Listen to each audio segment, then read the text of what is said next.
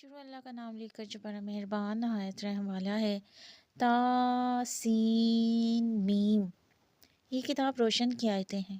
اے محمد، ہم تمہیں موسیٰ اور فرعون کے کچھ حالات مومن لوگوں کے سنانے کے لیے صحیح صحیح سناتے ہیں کہ فرعون نے ملک میں سر اٹھا رکھا تھا اور وہاں کے باشندوں کو گروہ گروہ بنا رکھا تھا۔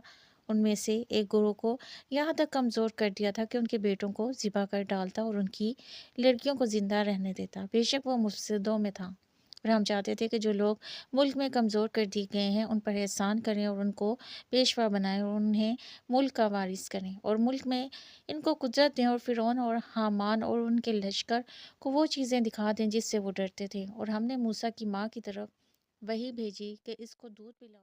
تم کو اس بارے میں کچھ خوف پیدا ہو تو اسے دریا میں ڈال دینا، اور نہ خوف کرنا اور نہ ذبح کرنا۔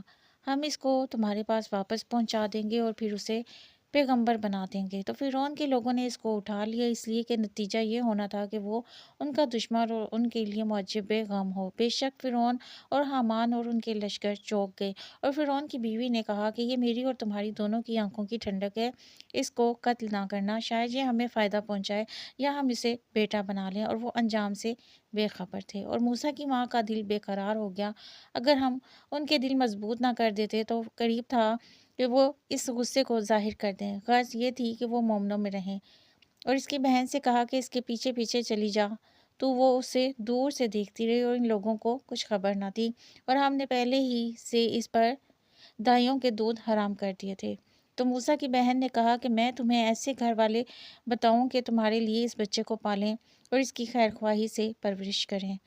تو ہم نے اس طریق سے ان کو ان کی ماں کے پاس واپس پہنچا دیا تاکہ ان کی آنکھیں ٹھنڈی ہوں اور وہ غم نہ کھائیں اور معلوم کریں کہ خدا کا وعدہ سچا ہے، لیکن یہ اکثر نہیں جانتے۔ اور وہ ایسے وقت میں شہر میں داخل ہوئے کہ وہاں کے باشندے بے خبر ہو رہے تھے، تو دیکھا کہ وہاں دو شخص لڑ رہے تھے، ایک تو موسیٰ کی قوم کا ہے اور دوسرا ان کے دشمنوں میں سے ہے۔ تو جو شخص ان کی قوم میں سے تھا اس نے دوسرے شخص کے مقابلے میں جو موسیٰ کے دشمنوں میں سے تھا مدد طلب کی، تو انہوں نے اس کو مکہ مارا اور اس کا کام تمام کر دیا۔ کہنے لگے کہ یہ کام تو اغوائے شیطان سے ہوا، بے شک وہ انسان کا دشمن اور سری بہکانے والا ہے۔ بولے کہ اے پروردگار، میں نے اپنے آپ پر ظلم کیا، تو مجھے بخش دے۔ تو خدا نے ان کو بخش دیا، بے شک وہ بخشنے والا مہربان ہے۔ کہنے لگے اے پروردگار، تو نے جو مجھ پر مہربانی فرمائی ہے، میں آئندہ کبھی گناہ گاروں کا مددگار نہ بنوں۔ الغرض صبح کے وقت شہر میں ڈرتے ڈرتے داخل ہوئے کہ دیکھیں کیا ہوتا ہے، تو ناگہاں وہی شخص جس نے کل ان سے مدد مانگی تھی پھر ان کو پکار رہا